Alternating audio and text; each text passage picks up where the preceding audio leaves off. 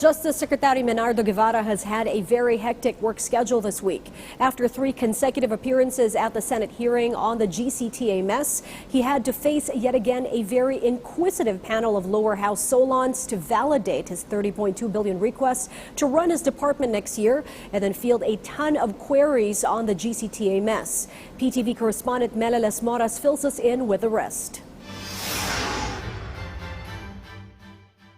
Department of Justice Secretary Menardo Guevara confirmed today a warrantless arrest can be carried out on convicts freed on the basis of the Good Conduct Time Allowance Law should they fail to voluntarily surrender within 15 days. We may view this situation as something like evasion of sentence. And if you are evading your sentence, you are committing another crime. Any officer of the law, even a private individual, under our rules of court, may have the authority to arrest a person committing a crime in his presence. The Secretary also elaborated what are the offenses that can be considered as heinous crimes which are not covered under the GCTA. For example, kidnapping with ransom of a child, rape with homicide, drug pushing, many of the violations of the comprehensive drugs law were considered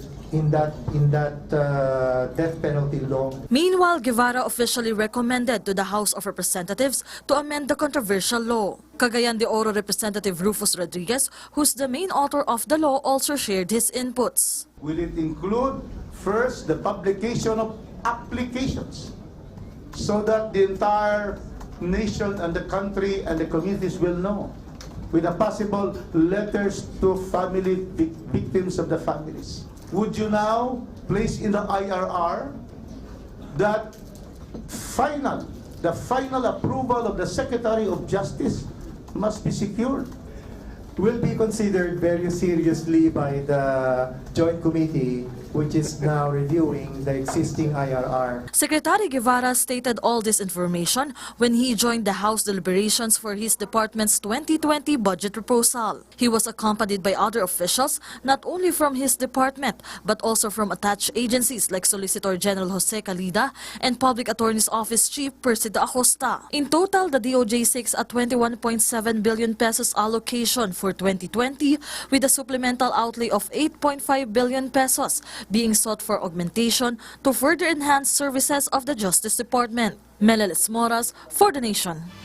Beyond the headlines, It's news with a different perspective. before the day ends, For events that shape our views and impacts the world around us. we keep you up to speed. With Richmond Cruz and Charms Espina.